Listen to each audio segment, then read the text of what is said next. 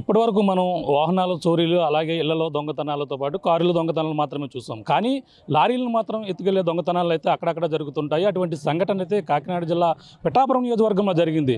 ఏదైతే oil load వెళ్తున్నటువంటి లారీలను అయితే గత 5వ తేదీన అయితే పిఠాపురంలో పార్క్ చేసి ఉండగా ఆయిల్తో వెళ్తున్నటువంటి లారీలను అయితే కొంతమంది దొంగలు అయితే అపహరించిన నేపథ్యంలో ఈ యొక్క లారీని అయితే మరొక చోట ఖాళీగా ఎంటీగా వదిలేసినటువంటి పరిస్థితి ఉంది. ఈ నేపథ్యంలో పోలీసులకైతే సమాచారం ఇచ్చారు. ఈ నేపథ్యంలో పోలీసులు అయితే ధనదైన స్థాయిలో ఇన్వెస్టిగేషన్ చేసి అలాగే టెక్నికల్ ఎవిడెన్స్ కూడా ఆధారంగా ఇప్పుడైతే లారీలను కూడా పట్టుకున్నటువంటి పరిస్థితి ఉంది. దాంతోపాటు నలుగురు ఎవరైతే దొంగలు ఉన్నారో దొంగలను కూడా అరెస్ట్ చేసినటువంటి పరిస్థితి ఉంది. ప్రస్తుతం చూడొచ్చు ఏదైతే అపహరణకు గురైనటువంటి లారీలు ఏవైతే ఉన్నాయో లారీలు ఒక పక్కన ఆ ట్రాక్టర్లో లోడ్ చేస్తున్న లారీ నుంచి ఈ నేపథ్యంలోనే వాళ్ళని పట్టుకున్నట్టుగా అయితే పోలీసులు అయితే చెప్పుకొస్తున్నారు. మరో పక్కన గతంలో 3వ తేదీని కూడా ఒక లారీ అపహరణ గురైంది. నూకల లోడ్తో ఉన్నటువంటి లారీ కూడా అపహరణ గురైన నేపథ్యంలో దానితో పాటు ఆయిల్ లోడ్తో ఉన్నటువంటి లారీని కూడా రెండింటిని కూడా పోలీసులు అయితే అతి తక్కువ సమయంలోనే వాటిని అయితే ఛేదించి పట్టుకున్నటువంటి పరిస్థితి ఉంది. Pithapuram CI circle inspector Srinivas గారు మాట్లాడే ప్రయత్నం చేద్దాం. సార్ చెప్పండి, ఈ లారీని ఏ విధంగా పట్టుకున్నారు, ఎప్పుడు దొంగతనం జరిగింది, మీకు ఎవరు ఫిర్యాదు చేశారు? పిఠాపురం టౌన్ పోలీస్ స్టేషన్ పరిధిలో కుంతి మాధవ స్వామి టెంపుల్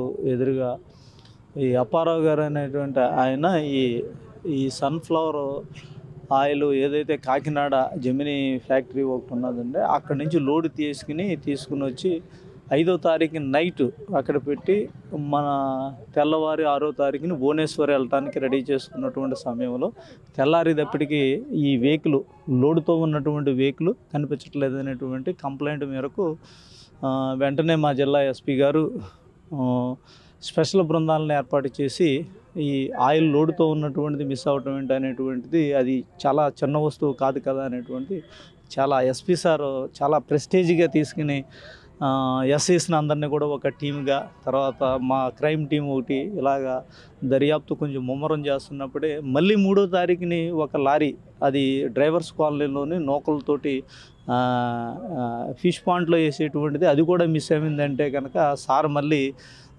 ఖచ్చితంగా మీరు సాంకేతికమైనటువంటి టెక్నాలజీని ఉపయోగించండి అనేటువంటిది మమ్మల్ని గుర్తు చేసిన తర్వాత ఈ ఎస్ఐస్ టీమ్స్ మేము అందరం గ్రూపులుగా ఇడిపోయి చేసినటువంటి సమయంలో మాకు రాబడినటువంటి ఈ టెక్నాలజీని ఉపయోగించి ఈ దర్యాప్తులో భాగంగానే ఇవాళ ఏదైతే చేబ్రోలుకి వజ్రకోటం వెళ్ళేటువంటి రూట్లోని ఒక ఎక్కువగా అక్కడ చెట్లు అనేటువంటి చోట ఈ లారీలు 2 కూడా పెట్టేసి ఎవరో లోడ్ చేసుకున్నటువంటి ఖచ్చితమైనటువంటి ఇన్ఫర్మేషన్ మీద మేము వెళ్ళి చూసినప్పుడు అక్కడ ఒక ట్రాక్టర్ మీద లోడ్ చేస్తున్నప్పుడు ఎవరైతే ఉన్నటువంటి మాకు ఈ చోరీ చేసినటువంటి సొత్తుతోటి ఒక బెల్లంకొండ రవితేజ అనేటువంటి వ్యక్తి, దాంతోపాటుగా ఇంకొక ముగ్గురిని మేము కస్టడీలోకి తీసుకుని మేము విచారించిన మీదట ఇదివరకే ఒక చోరీలో ఉన్నటువంటి వ్యక్తి ఈ బెల్లంకొండ ఎవరైతే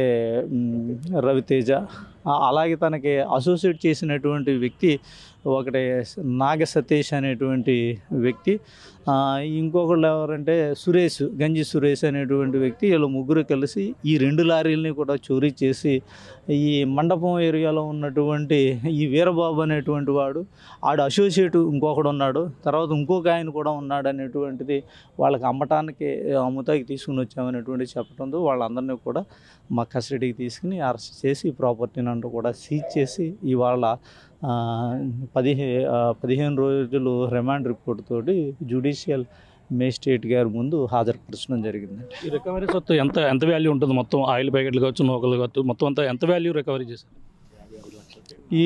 ఇది ఏదైతే ఉన్నదో ఈ ఆయిల్కి సంబంధించినటువంటి ప్రాపర్టీ వచ్చేటప్పటికి మొత్తం ఈ 26 లక్షలు ఆయిల్ సంబంధించినటువంటిది, అలాగే ఈ నూకలు సంబంధించినటువంటిది దగ్గర ఒక 4,66,000 మొత్తం.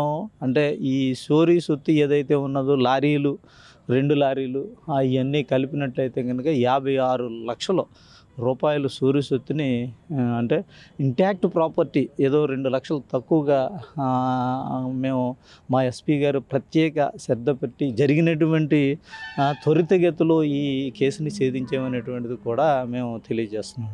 అంటే వీటిని ఎవరిని కొనుగోలు చేయడానికి, ఎవరికి అమ్మడానికి వెళ్ళడం జరిగింది? మీరు ఇన్వెస్టిగేషన్లో ఎవరు తేలడం జరిగింది? ఎవరైతే ఈ వీరబాబు అనేటువంటి వ్యక్తి వాళ్ళ అసోసియేట్ ఉన్నాడు ఈ మండపం, అంటే శంఖవరం మండలంలోని అక్కడ నేను కొంటానని చెప్తే వీళ్ళు తీసుకుని వీళ్ళందరూ కలిసి ఒక ప్లేస్లో ఉన్నప్పుడు మనం పట్టుకున్నది. దాంతోపాటు ఆడికో అసోసియేట్ ఒకటి ఉన్నారు. అంటే ఈ ముగ్గురు వ్యక్తులు అన్నమాట. మనకి ఇప్పుడు ఎవరైతే ఈ సూర్య సొత్తుని మేము కొంటాం అనేటువంటిది వీరబాబే మనకి దొరికాడు అండ్ అరెస్ట్ చేయడం జరిగింది. ఇంకా ఇద్దరు దొరకవలసి ఉన్నది. లారీ చోరీ గురయ్యేటప్పుడు ఎక్కడెక్కడ మీకు ఎవిడెన్స్, టెక్నికల్ ఎవిడెన్స్ దొరికే సీసీ ఫుటేజ్ కూడా సేకరించినట్టుగా తెలుస్తుంది. అక్కడ అలాగే టోల్ గేట్ దగ్గర కూడా అక్కడ టోల్ పే చేసినప్పుడు కూడా ఎటువంటి ఎవిడెన్స్ దొరికండి మీకు? ఇదంతా కూడా మా ఎస్పీ గారు ఈ సాంకేతికమైనటువంటి టెక్నాలజీని ఉపయోగించమని చెప్పారు.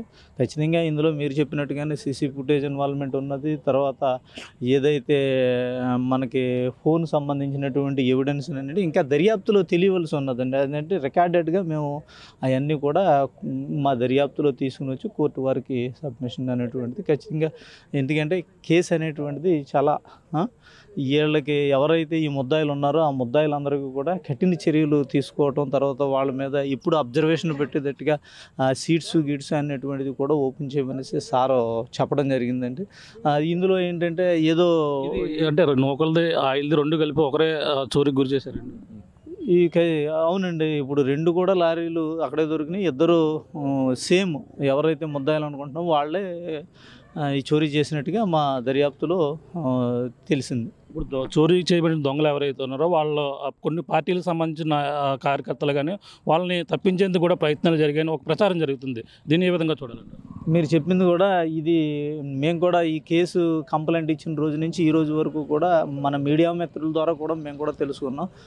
అలాంటిది అయితే కనుక ఖచ్చితంగా పొలిటికల్ ఇన్వాల్వ్మెంట్, కూటమి ప్రభుత్వం అంటే ఆ పార్టీ చేశారు ఈ పార్టీ చేశారు అనేటువంటి ఊహాగానాలు వస్తున్నాయి. ఎవరో ఒక పెద్ద వ్యక్తి, ఒక పార్టీలో ఉన్నటువంటి వ్యక్తి చేశారు అనేటువంటి చేస్తుంది. చట్టం ముందు అందరూ కూడా సమానులే. ఎవరిని కూడా చట్టం తన పని తాను చేసుకుంటూ వెళ్ళిపోతూ ఉంటుంది. అలాంటిది మా దర్యాప్తులో ఉంటే కనుక ఖచ్చితంగా మేము చట్ట ప్రకారంగా చర్యలు తీసుకుంటాం. ఇప్పుడు వరకు మాకు అలా చేశారు అనేటువంటిది రాలేదు. ఎందుకంటే ఇప్పుడు ఇందులో దొరికినటువంటి ఎవరైతే ముద్దాయిలు ఉన్నారో వాళ్ళందరూ కూడా పార్టీ సభ్యత్వం, అలాంటి సభ్యత్వం తీసుకున్నటువంటి వ్యక్తుల కిందే మాకు ఈ ఈ ముద్దాయిల్లో తెలియటం జరిగిందండి. అలాంటిది ఎవరైతే ఎవరో ఉన్నారనేటువంటిది ఏమైనా ఉంటే కనుక ఆ దర్యాప్తులో తేలుతుంది. ఇప్పుడు ఎంతమంది మీరు కస్టడీలో తీసుకున్నారు, ఇంకా ఎంతమంది కోసం ఎదుగుతున్నారు? ఇప్పుడు వాళ్ళకి ఇప్పుడు అదుపులో ఉన్నట్టు వాళ్ళ నేర చరిత్ర ఏమైనా ఉందండి? ఖచ్చితంగా మేము ఇప్పుడు వరకు 4 ముద్దాయిలను మేము కస్టడీలోకి తీసుకున్నాం. ఎవరైతే ఈ A1 ముద్దాయి అనుకుంటున్నామో ఈ బెల్లంకొండ సురేష్ మీద నేర చరిత్ర ఉన్నది. ఖచ్చితంగా బెల్లంకొండ రవితేజ నేర చరిత్ర ఉన్నది. దాని మీద కనవాళ్ళందరి మీద కూడా ఇప్పుడు వరకు మాకు ఏమీ కూడా తెలియదు. ఇంకా ఇద్దరిని మేము కస్టడీలోకి తీసుకోవాల్సి ఉన్నది. దొరకవలసినటువంటి ముద్దాయిలు కూడా ఇంకా 2 ఉన్నారు. అంటే ఇప్పుడు దాకా మనం బైక్ దొంగతనాలు, ఇళ్లలో చోరీలు, కార్లు దొంగతనాలు మధ్య లారీలు అనేది ఇటువంటి సంఘటనలు ఎక్కడైనా గతంలో జిల్లాలో కావచ్చు, పిఠాపురం నియోజకవర్గంలో ఎప్పుడైనా జరిగాయంటారా? పిఠాపురంలో అయితే కనుక ఈ లారీ చోరీలు అనేటువంటిది తెలిసినటువంటిది ఏం లేదండి. తర్వాత ఈ లారీ చోరీయే మనకి పోర్ట్లో జరిగింది ఒకప్పుడు. ఆ ముద్దాయిలు కూడా ఇదే ఏరియా వాళ్ళు. ఇందులో ఉన్నటువంటి ఎవరైతే ప్రథమ ముద్దాయి అనుకుంటున్నామో తనే చేసినట్టుగా ఆ ముద్దాయి ఆ కేసులో ఉన్నటువంటి ముద్దాయి ఇతను ఒకడు. ఫైనల్గా వీళ్ళందరూ కూడా పిఠాపురం నియోజకవర్గం సంబంధించిన మొత్తం దొంగలేనంటారు. ఎవరైతే మనకి ఎవరైతే A1 ముద్దాయి ఎవరైతే ఉన్నాడో తను, తర్వాత ఇంకొక ఆడికి 2 అసోసియేట్స్, వీళ్ళు ముగ్గురు మాత్రం పిఠాపురం సంబంధించినటువంటి వాళ్ళు. కనవాళ్ళందరూ కూడా ఏదైతే మండపం శంఖవరం మండలకు సంబంధించినటువంటి వాళ్ళు.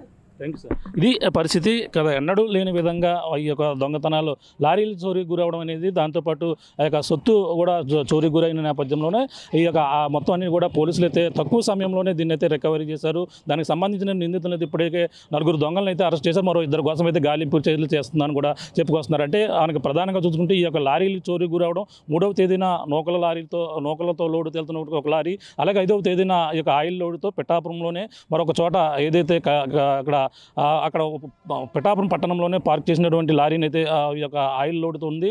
దాన్ని మొత్తం వీటిని కూడా అపహరణ గురైన నేపథ్యంలోనే పోలీసులు అయితే తనదైన స్టైల్లో ఇన్వెస్టిగేట్ చేసిన నేపథ్యంలోనే అక్కడ సీసీ ఫుటేజ్ల ఆధారంతో పాటు అలాగే ఈ ఎక్కడి నుంచి ఎక్కడికి వెళ్తున్న లారీ మొదటకైతే ఇది తుని ప్రాంతంలో లారీని అయితే వదిలినట్టుగా అక్కడైతే మొదట వచ్చినటువంటి సమాచారం. కానీ పోలీసుల ఇన్వెస్టిగేషన్లో వీళ్ళు సమీపంలోనే పిఠాపురంలో ఉన్నటువంటి సమీపంలోనే ఇక్కడ టాటర్తో లోడ్ చేస్తుందో వాటిని అయితే పట్టుకుని 4 అయితే అరెస్ట్ చేసినట్టుగా అన్నారు. దీనికి సంబంధించిన రికవరీ సుమారు లారీ లారీ లోడ్తో పాటు అక్కడ ఏదైతే ఉన్నాయో నౌకలతో పాటు మొత్తం సుమారు 54 లక్షల పైగానే ఈ యొక్క రికవరీ సొమ్ముని మొత్తం అంతా రికవరీ చేసినట్టుగా ఉన్నారు. నిందితులను అయితే ఇప్పుడైతే నలుగురిని అయితే రిమాండ్కి పంపించారు. మరో ఇద్దరు కోసం అయితే గాలింపు చర్యలు చేపడుతున్నామని పిఠాపురం సర్కిల్ ఇన్స్పెక్టర్ శ్రీనివాస్ చెప్తున్నటువంటి పరిస్థితి ప్రధానంగా ఉందని చెప్పాలి. ఇది కూడా తాజా పరిస్థితి. కెమెరాలతో ప్రకాష్, RTV, పిఠాపురం నుంచి. తెలుగులో న్యూస్ కి ఫాస్టెస్ట్ యాప్ ఇప్పుడు టోటల్లీ న్యూ అవతార్లో జస్ట్ 5 సెకండ్స్ లో కంప్లీట్ న్యూస్.